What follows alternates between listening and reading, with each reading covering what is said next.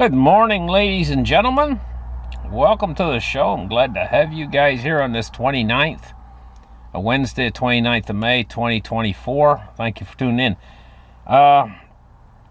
We've got a situation developing that I've talked about before in this war between Russia and Ukraine. This situation is that, well, just think about it. If missiles were to rain down on, say, Florida in the United States from some coalition, right? What would the effects be for the United States? Now, Russia's a sovereign state as well, and they have, if missiles rain down on them and blows up certain things, maybe key infrastructure or whatever, kills a lot of people, whatever, they're going to be really, really upset. And especially if these weapons are made in the United States. It says Vladimir Putin threatens all-out war if Ukraine uses Western weapons to hit Russia, as Vladimir Zelensky asks the allies for their permission. It says Russian President Vladimir Putin has responded to Ukraine leader Vladimir Zelensky's ongoing request to use Western-donated weapons on Russian soil with a threat. So, what's the threat? He has said all-out war. That's the threat. It says this constant escalation can lead to serious consequences, Putin said. He told the press in response to a question about Ukraine using Western weapons in their attacks on Russia. I guess there's been attacks inside Russia from Ukraine, but they've used these drones, I think, for the most part, and I think they haven't done... Well, a drone is not like a missile. It's generally, these missiles can do, I think, considerable more accuracy. They fly faster. They're more of a terror weapon, over the drones. The drones are bad enough. I mean, they come in around 90 miles an hour, the drones, but these hypersonic missiles can fly in speeds of like, I don't know, well, 90 or 100 miles an hour for the drone, and it's going many thousands of miles an hour. And of course, even the kinetic energy alone would give it more destructive power than the drone, which is only flying 90 miles an hour. So it's a big move up from drones, and they've given them these missiles like ATACMS to Ukraine, but I don't think they've actually used it on those missiles. I don't think they've actually used them on Russian territory yet. So Putin said this is a constant escalation that can lead to serious consequences, he told the press. He said they should keep in mind that theirs are small and densely populated countries, he said. That's kind of like saying, hey, you know what? You're very exposed here, is basically what he's saying. You got a small and densely populated countries. He says this is a factor they should keep in mind before they talk about striking deep into Russian territory. He said, this is also said that this is another step toward a serious conflict in Europe, towards global conflict, he said, Putin told the press. Okay, so what's going on over here now? It says pressure is mounting on the United States. Now, this is what's going on over here. That's what's going on over there. This is what's going on over here. Pressure is mounting on the United States to let Ukraine strike Russia with provided weapons, the weapons that are being provided by the West. And the French and German leaders say that Ukraine is allowed to strike inside Russia. They're saying right now, it says Paris and Berlin. It says France and Germany's leaders said on Tuesday that Ukraine should be allowed to hit military sites inside Russia from which missiles were being fired at Ukraine territory, but not other targets. It's getting awful close to this thing breaking into a larger war. I think probably if it does break into a larger war, it's going to be something like maybe Article 5 could be declared, theoretically, and that's an article between the NATO allies where you strike one, you strike them all, sort of an article between the NATO allies. Very, very serious situation going on here, but this escalation that I'm talking about right now, I've been talking about it for a while now, it hasn't really quite happened yet. Now, meanwhile, in Iran, the UN nuclear watchdog says that Iran is expanding their stockpile of weapons-grade or near weapons-grade uranium. They've been doing this for a long time. Now, my concern is if they did develop a weapon in Iran, could they keep it secret from all of the intelligence agencies and stuff? Because they got an awful lot of underground places there. You know? That's just what I'm saying. I mean, I know they got a lot of underground in Iran. A lot of underground facilities and stuff where they do a lot of clandestine stuff underneath the ground. And could they keep it secret? Could they be building them in secret? I'm just asking the question. It says Iran has further increased its stockpile of uranium enriched near the weapons grade. Uh-oh. When this computer does that, I got a problem.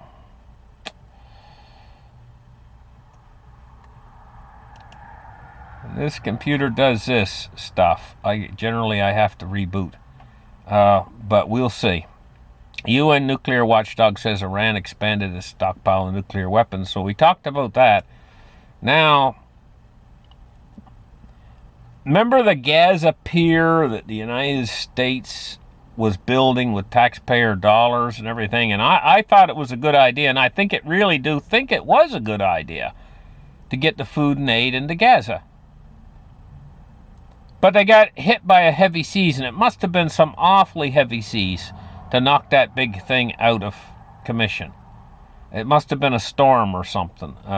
But there you go. Basically, an act of God is basically smashed up a big storm or whatever, smashed up their pier that they spent so much effort and time working on. And how many, was it, hundreds of millions? I can't remember how much money it was. Anyway, it was an awful lot of money they spent on it and stuff. For a good cause. It was all for a good cause and well-meaning too. But it's really messed it up. The thing, I guess, the pier weighed 900 metric tons. That's pretty heavy. And that's a shame because they're trying to feed all these people in Gaza. Hungry people they're trying to feed. Now, this story right here, I mean, excrement from the sky come from North Korea. I guess there's 250 balloons that was launched from North Korea over their neighbor South Korea. And they were dropping these things, and they were designed to, I guess, explode in the air and fall down and rain down this biological waste over South Korea. It's like taking a dump over South Korea. And I mean, it's like it's the most extreme way of saying basically giving them the middle finger or whatever. It's the worst thing. I mean, just to drop 250 balloons raining down excrement on your enemy. But this is what's going on right now in this war. It's a tit for tat going on right now. Basically, I figured out something. I didn't know. I mean, I lived all my life. I didn't realize that war was such a tit for tat game that they play. And they can really get carried away. And so, knowing that now, I can see that nuclear war is not off the table. in the tit-for-tat game of escalation. He does this, and then they do that, and they lose their heads. They lose their minds. And cooler heads do not prevail sometimes. And so, it's not completely off the table or out of the question. They've got all these super weapons. We're living in awfully dangerous times, guys. Do I really think that that's going to happen? I'm hoping that calmer heads will prevail at some point. Taking a look at the silver chart today. 32.01. We're down a little bit.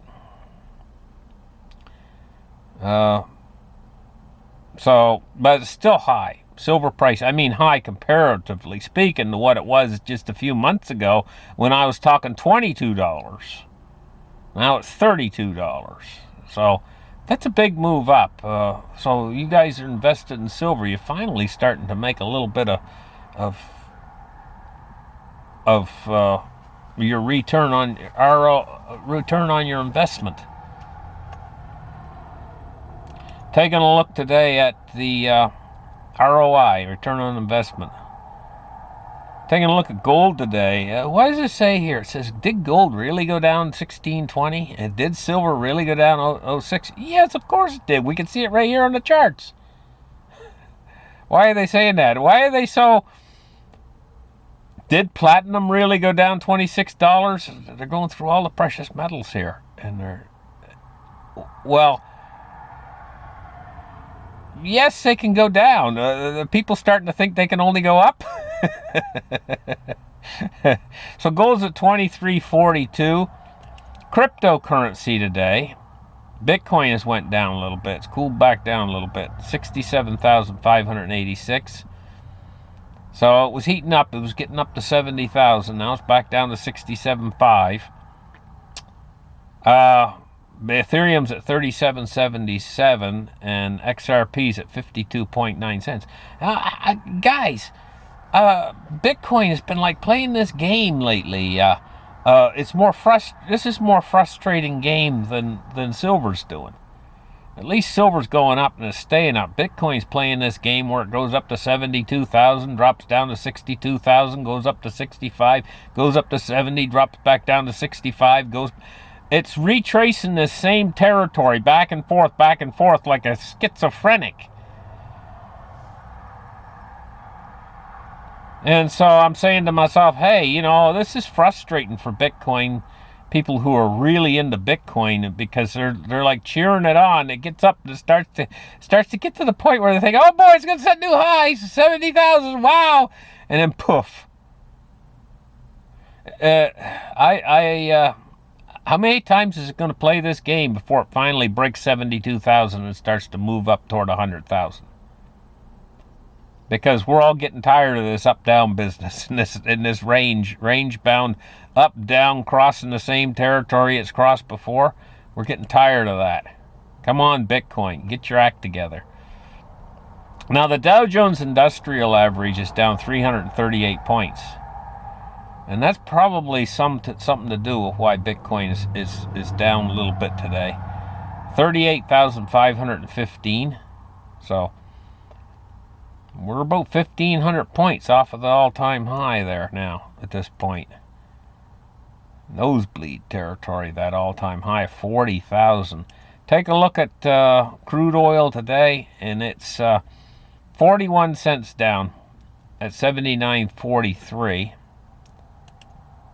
Taking a look at our bonds, we're seeing rising yields today. We're taking a look at the U.S. 10-year, which is up, what's that, 7 basis points?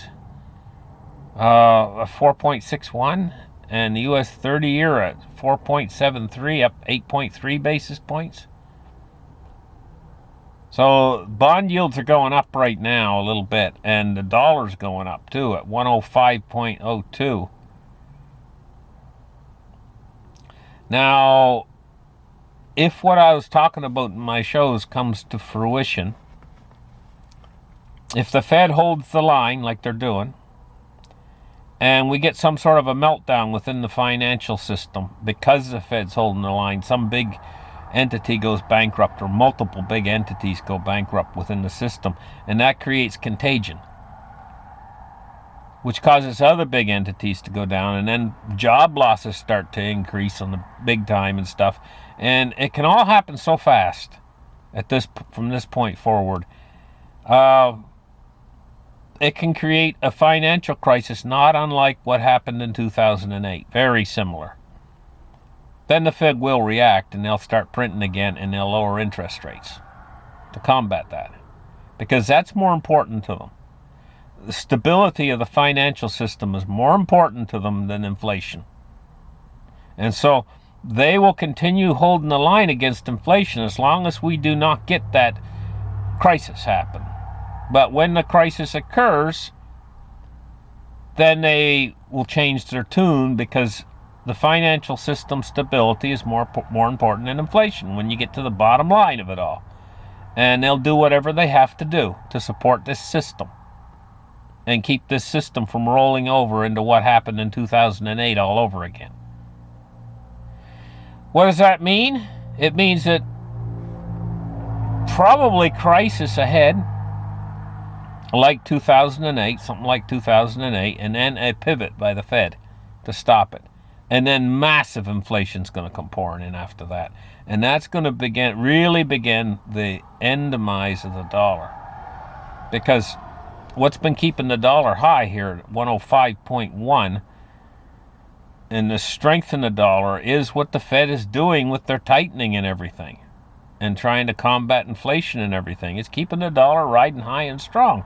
The dollar's the best horse at the glue factory, you speak, when you compare it to these other currencies. And this US dollar index is just that.